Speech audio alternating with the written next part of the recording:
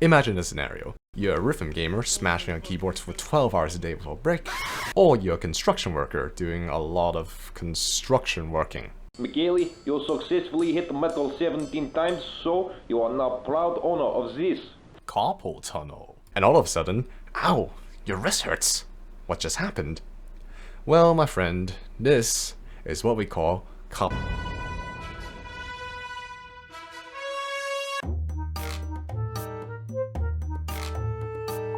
Before we get into what carpal tunnel syndrome actually is, we need to first understand the anatomy of your hand. Your hand has tons of tendons, which allows your hand to move around flexibly and do many activities during the day or night.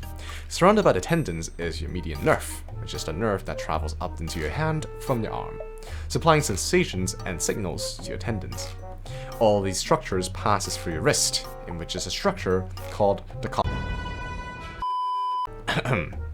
tunnel. The carpal tunnel is a tight passageway within your wrist where the median nerve and tendon pass through. And when I mean tight, I mean tight. When you do lots of repetitive and straining activities with your hand, whether that be typing a lot, drilling a lot, or fiddling with your stick too much, the tendons in your carpal tunnel can swell up from repetitive strain, which is where repetitive strain injury, which is a category that carpal tunnel syndrome falls under, gets its name. Once the tendons swell up, since the carpal tunnel is so narrow, your median nerve has nowhere to go and gets compressed within this tunnel, causing pain in your wrist, thumb, pointer finger, middle finger, ring finger, and in some cases, even radiating up into your forearm. As the wise Sun Tzu once said, preventing is always better than treating. Not an actual quote, by the way. The best way to deal with carpal tunnel syndrome is preventing carpal tunnel syndrome from even happening in the first place. That means using ergonomic setups at your computer, add adequate rest between repetitive activities involving your hands, and not smashing your hands with a sledgehammer. I know really hard, but I trust in you. But Koshepen, what if I already have carpal tunnel syndrome?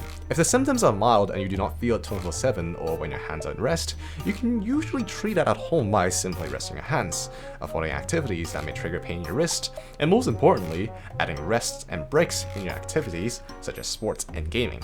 I know some of you behind that screen plays also 10 hours without a single break in between. I know why you're in this video. However, if the pain is more severe, the pain doesn't go away when you're at rest, or if you're concerned, it is best contacting your home doctor or general practitioner for more advice from a trained medical professional. They may recommend you wrist and arm exercises to ease the pain, give you an arm splint to wear when you sleep to avoid putting more pressure on your hand when you're straight up passed out on your bed, or in the most severe cases, perform a surgery called carpal tunnel release, which is a small, quick outpatient surgery, meaning you go home the same day. Me, myself, if you've watched my channel for quite a long time before this, is a top 10 player in a computer rhythm game called Koshepen. And I've had some days where I play these extremely straining gameplay for more than like 4 hours at once, eventually leading to carpal tunnel syndrome in both of my hands.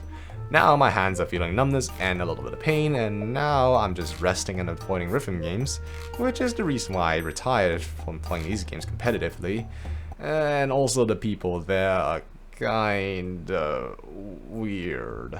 So, remember, if your wrist feels any pain, rest your hands and don't touch whatever is causing your pain with a 10-foot pole, or else you might come to regret it in the future.